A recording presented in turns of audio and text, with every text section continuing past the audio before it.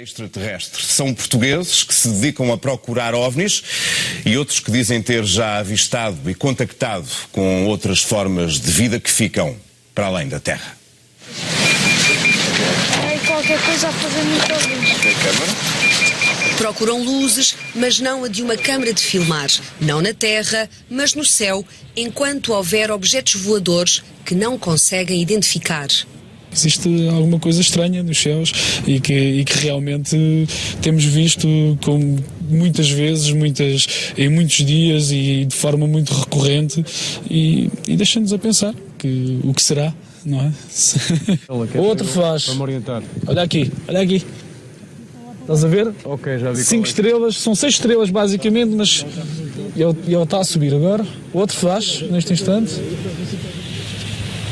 É a vontade de descobrir e de compreender que o junta, mais uma vez, numa noite fria de sexta-feira, na margem sul do Rio Tejo, ao pé do mar, longe da luz artificial.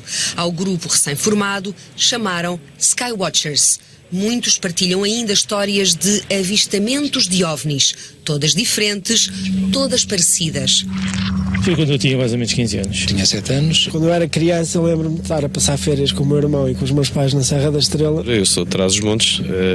Nós lá costumávamos dizer vamos à aventura. Estava a morar com os meus pais em Petrópolis, que é uma cidade do estado do Rio de Janeiro, no Brasil. Acordei com a minha mãe um pouco exaltada. Era de noite e ela notou um movimento estranho, uma luz estranha. Ao mesmo tempo que veio esse som, sentimos uma luz muito brilhante a cair-nos em cima. Eu só vi um clarão de uma luz que entrava no quarto. Andou para a sua esquerda, depois parou, depois subiu, voltou a andar para a esquerda, depois voltou para trás, desceu, voltou a andar para a direita e fez precisamente a mesma descrição. Havia assim um objeto enorme, não é? Muito volumoso, estava a uns 100 metros de mim, não mais, 100, 150 metros, que estava ali parado. Um disco voador que tinha aparecido a pairar. Começou a piscar várias cores, laranja, azul, verde, por aí fora, várias. E desapareceu. De repente desapareceu a alta velocidade. Não houve qualquer interação connosco, nada, apenas achamos que foi um fenómeno muito estranho e que não 4 pessoas da mesma família terem a mesma ilusão ou psicose, não é? O universo é demasiado grande para sermos só nós existir aqui. Só aqui a cair nesta pedrinha aqui, neste calhau, não é, como costumam dizer, neste calhau do sistema solar, é que ia haver vida inteligente. Remonta a 1906 o primeiro avistamento registado em território português e que consta do arquivo do Centro Transdisciplinar de Estudos da Consciência. Na unidade de pesquisa, criada em 2001 na Universidade de Fernando Pessoa, no Porto, há informação relativa a cerca de 800 casos em Portugal.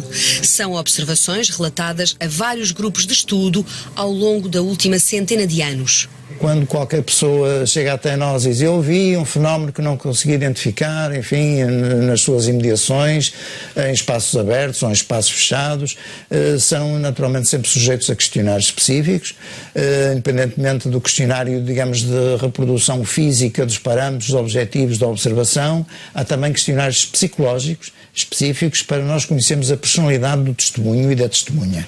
4 de setembro de 1957. Lemos Ferreira, na altura capitão e mais tarde chefe de Estado-Maior da Força Aérea Portuguesa, chefiava uma esquadrilha de 4 aviões F-84 da Força Aérea. O tempo estava bom, a lua cheia. O exercício de voo noturno entre Portugal e Espanha corria dentro da normalidade. Até que de repente, sem aviso, surge à frente dos pilotos uma bola luminosa.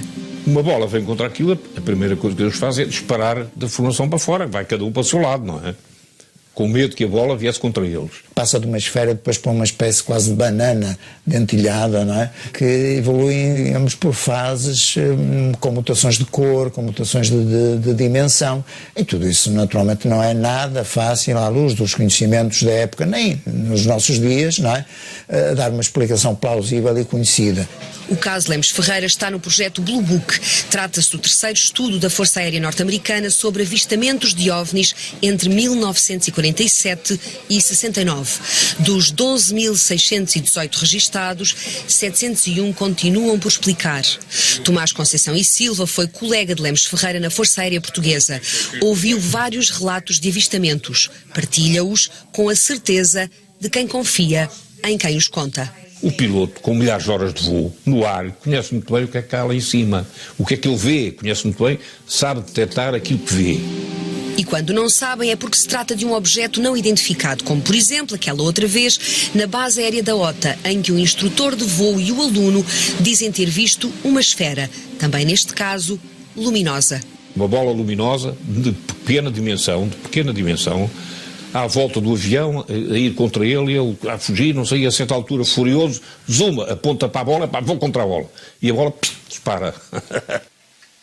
Tomás Conceição e Silva garante que só viveu uma vez uma situação que não consegue explicar.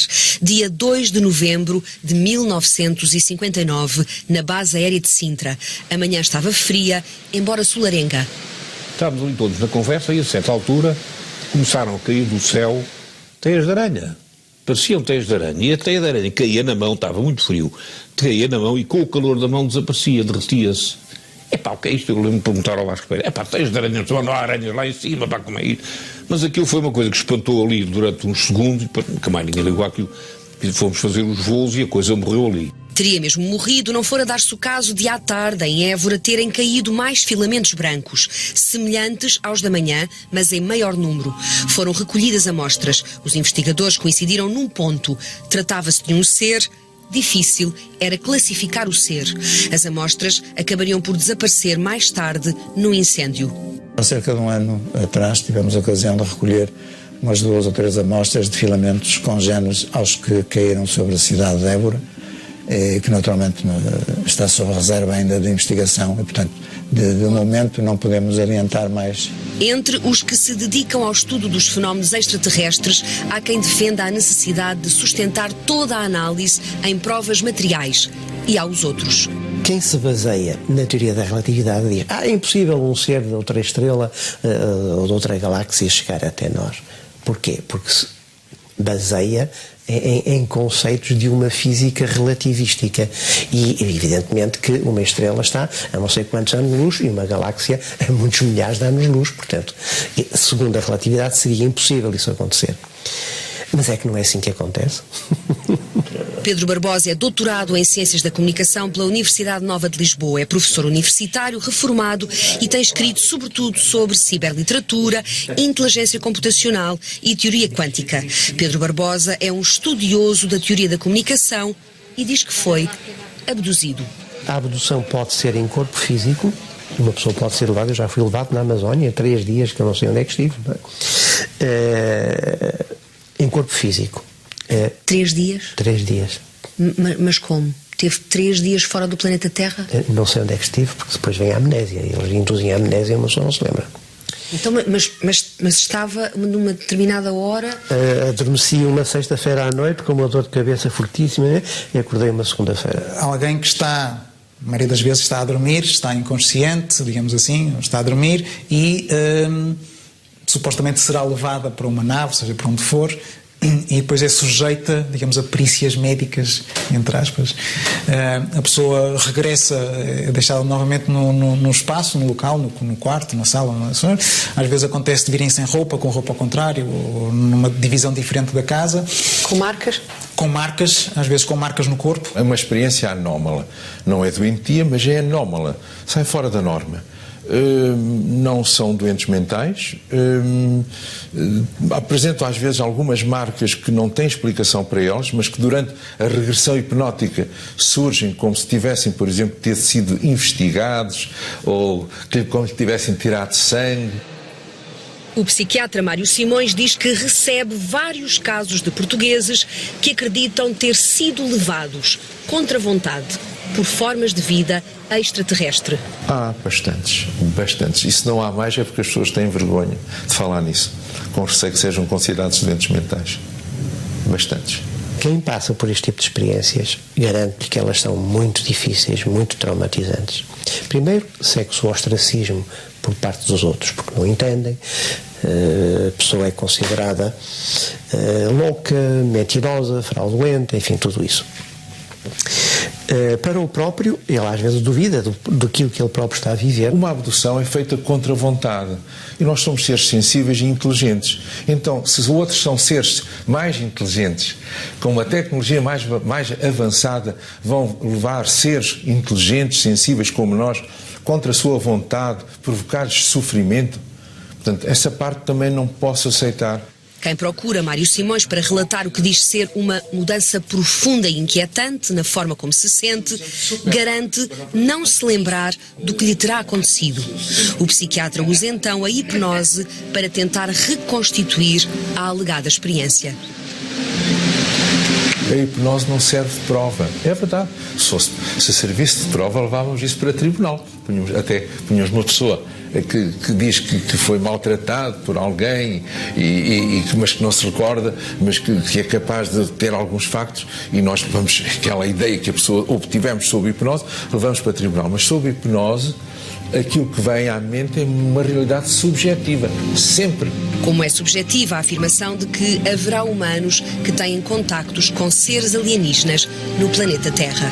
Vamos supor que uma forma inteligente de vida existe e o estado de oscilação, de vibração não é este denso.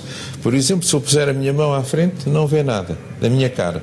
Mas se eu fizer assim, passa a ver. Vamos supor que um ser está a vibrar a um nível tão grande que eu não consigo captá-lo com os meus meios de 24 imagens por segundo. E, no entanto, ele pode estar aqui. Está com um nível oscilatório tão grande que eu olho e não capto, nem uma câmara capta. Eles conseguem, como é que é dizer, desacelerar o seu estado vibracional ao ponto de assumirem formas capazes de serem percepcionadas pelos nossos sentidos físicos. Para quê? Qual é o objetivo? Para comunicarem connosco, por exemplo, para interagirem connosco. Mas para quê?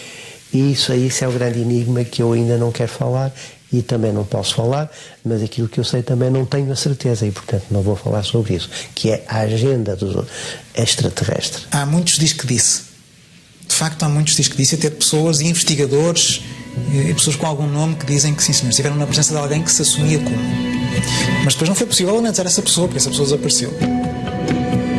Na falta de provas materiais, parte da humanidade interroga-se e tenta estudar as possíveis implicações para os seres humanos do eventual futuro contacto permanente e assumido por todos, com formas de vida extraterrestre inteligente. É também por isso que têm sido criados movimentos como, por exemplo, a exopolítica de que Francisco Mourão Correia faz parte. O resto é, por enquanto, um vasto território de ambiguidades, mitos e ilusões. Com uma realidade: o ser humano procura o sentido da vida.